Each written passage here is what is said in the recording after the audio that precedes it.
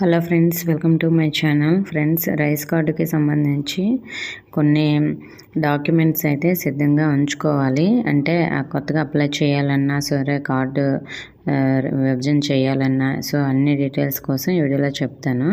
అలాగే మనకి వాట్సాప్లో కూడా ఈ నెల 15 నుంచి మనకి వాట్సాప్లో కూడా అప్లై చేసుకోవడానికి ఆప్షన్ అయితే ఉంది. మరి వాట్సాప్ నెంబర్ మీకు అందరికీ తెలిసే ఉంటుంది, 9552300009. అదైతే సేవ్ చేసుకోండి. మరి రైస్ కార్డు అప్లికేషన్ అన్నీ కూడా మనకి లాస్ట్ డేటు జూన్ 7వ తేదీ అన్నమాట. మరి మనకి ఇంతకుముందు మే 31 అన్నారు, ఇప్పుడు జూన్ 7వ తేదీ వరకు అయితే పొడిగించడం జరిగింది. మరి రైస్ కార్డు విభజన కోసం, అలాగే కొత్త రైస్ కార్డు కోసం సభ్యులు చేర్చడం కోసం ఇప్పుడు చూద్దాం.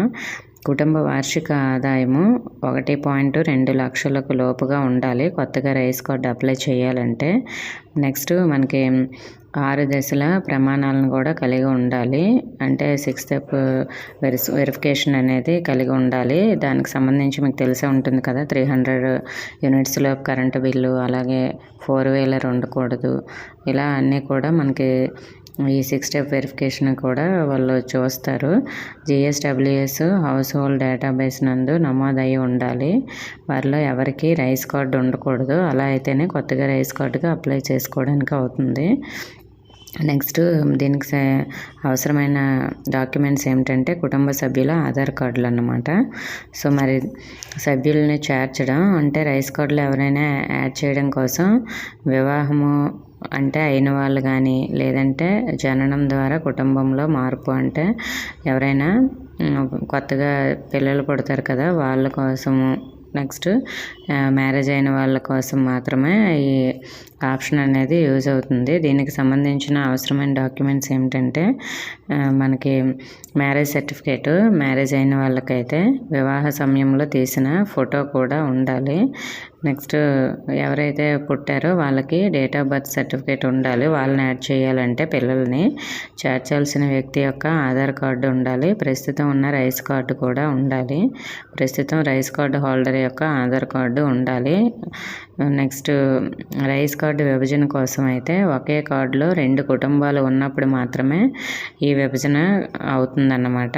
అంటే కనీసం నలుగురు సభ్యులు ఉండాలి. అంటే ఇప్పుడు అమ్మ నాన్న ఉంటారు, వాళ్ళు నెక్స్ట్ పిల్లలు, అంటే 2 పిల్లలు ఉంటే అలా విడదీయలేరు. మనకి మ్యారేజ్ అయిన వాళ్ళని విడదీయడానికి అవుతుంది. కొడుకు కోడలు అలా అన్నమాట. దీనికి సంబంధించిన అవసరమైన పత్రాలు సంబంధిత సభ్యుల ఆధార్ కార్డులు, అలాగే మ్యారేజ్ సర్టిఫికేటు, ప్రస్తుతం ఉన్న రైస్ కార్డు, ప్రస్తుతం రైస్ కార్డు హోల్డర్ యొక్క ఆధార్ కార్డు ఉండాలన్నమాట. నెక్స్ట్ సభ్యుడిని తొలగించడం అన్నమాట. ఎవరినైనా రైస్ కార్డు నుంచి తొలగించాలంటే ఇది వాళ్ళు డెత్ అయితేనే తొలగించగలరన్నమాట. మిగతా వాళ్ళని తొలగించడం అవ్వదు. అవసరమైన పత్రాలు ఏంటంటే మరణ ధృవీకరణ పత్రం, సంబంధిత వ్యక్తి ఆధార్ కార్డు, ప్రస్తుతం ఉన్న రైస్ కార్డు, ప్రస్తుతం రైస్ కార్డు హోల్డర్ యొక్క ఆధార్ కార్డు అన్నమాట. నెక్స్ట్ అడ్రస్ చేంజ్ కోసం ఆధార్ కార్డులో కొత్త అడ్రస్ చేంజ్ అయి ఉండాలన్నమాట. కొత్త అడ్రస్ ఉంటేనే ఆధార్ కార్డులో ఇది రైస్ కార్డులో మార్చుకోవడానికి అవుతుంది. దీనికి సంబంధించిన డాక్యుమెంట్స్ సంబంధిత వ్యక్తి ఆధార్ కార్డు, అలాగే ప్రస్తుతం ఉన్న రైస్ కార్డు కూడా ఉండాలన్నమాట. అలాగే తప్పుగా ఉన్న ఆధార్ సీడింగ్ సవరణ, అంటే ఆధార్ కార్డు ఎవరిదైనా రైస్ కార్డులో తప్పుగా ఉంటే, రైస్ కార్డులో సభ్యుడు ఆధార్ వివరాలు తప్పుగా ఉన్నప్పుడు అవసరమైన పత్రాలు ఏంటంటే సంబంధిత సభ్యుడు సరైన ఆధార్ కార్డు, ప్రస్తుతం ఉన్న రైస్ కార్డు, ప్రస్తుతం రైస్ కార్డు హోల్డర్ యొక్క ఆధార్ కార్డు ఉండాలన్నమాట. మరి ఈ విధంగా అయితే ఉంటుంది. అలాగే ఈ అన్ని మార్పుల కోసం కూడా ఎవరెవరు ఈకేవైసీ చేయాలి, ఎవరు ఇంపార్టెంట్ అనేది నేను ఆల్రెడీ వీడియో చేశాను. వీడియో లింక్ డిస్క్రిప్షన్లో ఇస్తాను, లేదంటే స్క్రీన్ పైన ఇస్తాను, లేదంటే మన ఛానల్లో ఉంటుంది, చూడండి. ఇంకా ఏమైనా డౌట్స్ ఉంటే కామెంట్ చేయండి. ఇన్ఫర్మేషన్ ఇస్తే వీడియోని తప్పకుండా లైక్ చేసి మీ ఫ్రెండ్స్కి కూడా షేర్ చేయండి. మన ఛానల్లో సబ్స్క్రైబ్ చేసుకోండి. Thank you for watching.